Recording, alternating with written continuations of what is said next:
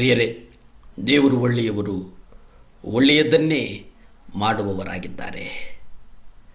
ಲೂಕ ಪತ್ರಿಕೆ 14ನೇ ಅಧ್ಯಾಯ 33 ನೋಡುವುದಾದರೆ, ಅದರಂತೆಯೇ ನಿಮ್ಮಲ್ಲಿ ಯಾವನಾದರೂ ತನಗಿರುವುಗಳನ್ನೆಲ್ಲ ಬಿಟ್ಟು ಬಿಡದಿದ್ದರೆ ಅವನು ನನ್ನ ಶಿಷ್ಯನಾಗಲಾರ.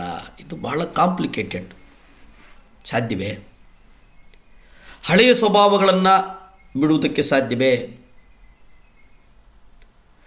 ಹಳೆಯ ಭಾವನೆಗಳನ್ನು ಬಿಡುವುದಕ್ಕೆ ಸಾಧ್ಯವೇ? ಹಳೆಯ ಕಾರ್ಯಗಳನ್ನು ಬಿಡುವುದಕ್ಕೆ ಸಾಧ್ಯವೇ? ಹಳೆಯ ಲೋಕಾಂತದ ಕಾರ್ಯಗಳನ್ನು ಬಿಡುವುದಕ್ಕೆ ಸಾಧ್ಯವೇ? ಹಳೆಯ ಏಕಾಂತದ ಕಾರ್ಯಗಳನ್ನು ಬಿಡುವುದಕ್ಕೆ ಸಾಧ್ಯವೇ? ಇಲ್ಲಿ ಲೋಕಪತ್ರಿಕೆಯಲ್ಲಿ ಒಂದು ವ್ಯತ್ಯಾಸವಾಗಿದೆ ಅಂತೇಳಿ ಅನ್ನಿಸಬಹುದು ನಿಮಗೆ.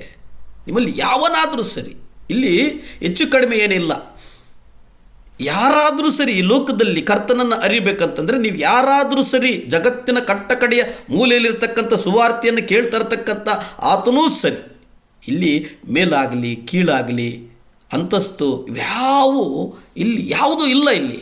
ಆದರೆ ಕರ್ತನ ಹೇಳ್ತಾನೆ, ಯಾರಾದರೂ ಸರಿ ಮಾರಾಯ, ಕರ್ತನಿಗೆ ಇಲ್ಲಿ ಆ ಮೇಲು ಕೀಳು ಅನ್ನುವಂಥದ್ದೇನೂ ಇಲ್ಲ ಇಲ್ಲಿ. ಯಾರಾದರೂ ಸರಿ ನಿನಗಿರುವುದನ್ನೆಲ್ಲ ಬಿಟ್ಟು ಬಿಡದಿದ್ದರೆ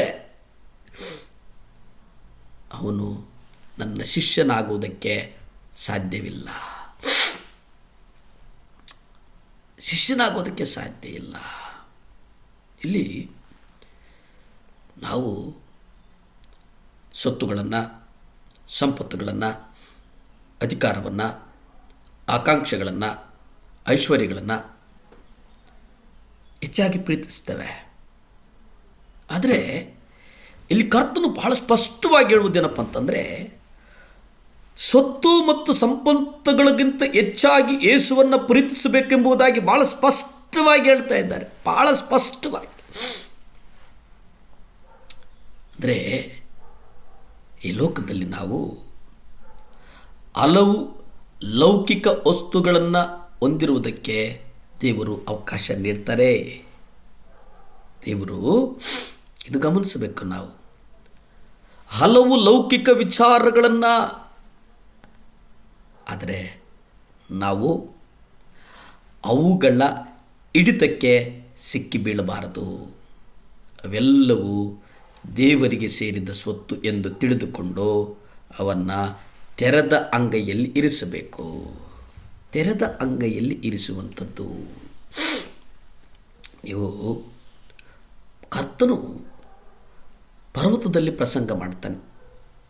ಮತ್ತಾಯ ಪತ್ರಿಕೆ 5ನೇ ಅಧ್ಯಾಯ, 6ನೇ ಅಧ್ಯಾಯ, 7ನೇ ಅಧ್ಯಾಯವನ್ನು ನೀವು ನೋಡುವುದಾದರೆ, ಬದುಕಿನ ಹಿತದೃಷ್ಟಿಯಲ್ಲಿ ನೋಡುವಂತಹ, ಬದುಕನ್ನು ಕಟ್ಟುವಂತಹ, ಬದುಕನ್ನು ಅರಿಯುವಂತಹ, ಬದುಕನ್ನು ಸಜೀವವಾಗಿ ನಾವು ನಡೆಸಿಕೊಂಡು ಹೋಗುವಂತಹ, ಬದುಕಿನಲ್ಲಿ ಬರುವಂಥ ಸರ್ವಸ್ವವನ್ನು ಉನ್ನತಕ್ಕೆ ಏರಿಸಿಕೊಂಡು ಹೋಗುವಂತಹ, ನಿಶ್ಚಲವಾದಂಥ, ನಿಸ್ಪೃಹವಾದಂತಹ, ನಿರೀಕ್ಷೆ ಇರುವಂತಹ, ನಿಸ್ಸಂದೇಶ ಇಲ್ಲದೆ ಇರುವಂತಹ ಕೆಲವು ವಿಚಾರಗಳನ್ನು ಕರ್ತನು ಪರ್ವತ ಪ್ರಸಂಗದಲ್ಲಿ ಯೇಸು ಕಲಿಸಿಕೊಡ್ತಾನೆ.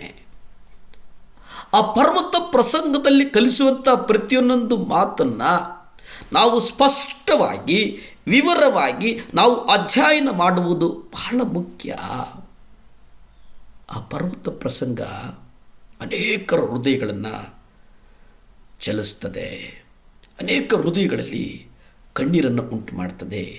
ಅನೇಕ ಹೃದಯಗಳಲ್ಲಿ ಹೊಸ ಜೀವನವನ್ನು ತರ್ತದೆ.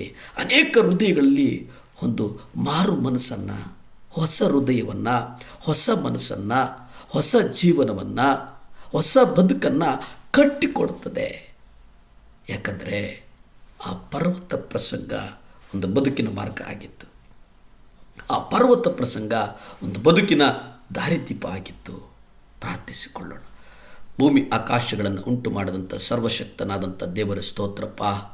ಈ ಮುಂಜಾನೆಯ ಸಮಯದಲ್ಲಿ ಪ್ರಾರ್ಥಿಸಲು ನೀವು ಕೊಟ್ಟಂಥ ಮಹಾಕೃಪೆಗಾಗಿ ವಂದಿಸ್ತೇವೆ ಸ್ವಾಮಿ. ದೇವರ ಸಹಾಯ ಮಾಡಪ್ಪ, ಸಹಾಯ ಮಾಡು ಸ್ವಾಮಿ.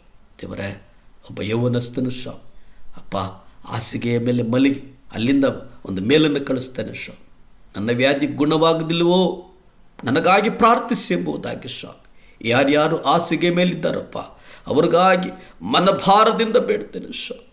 ದೇವರೇ ಅಪ್ಪ, ನೀವು ಸ್ವಾಮಿ ಹಾಸಿಗೆ ಮೇಲೆ ಇದ್ದಂಥವ್ರನ್ನ ಎದ್ದು ನಡೆ ಅಂತ ಹೇಳಿದಾಗೆ ಸ್ವಾಮಿ, ಯೇಸುವಿನ ಅಧಿಕಾರದ ನಾಮದಲ್ಲಿ ಸ್ವಾಮಿ ಅವರಿಗೆ ಗುಣ ಮಾಡು, ಸುಖ ಕೊಡು, ಸೌಖ್ಯ ಕೊಡು. ಯೇಸುವಿನ ನಾಮದಲ್ಲಿ ಬೇಡ್ತೇನೆ ಪರಮ ತಂದೆಯೇ. Amen, amen, hallelujah.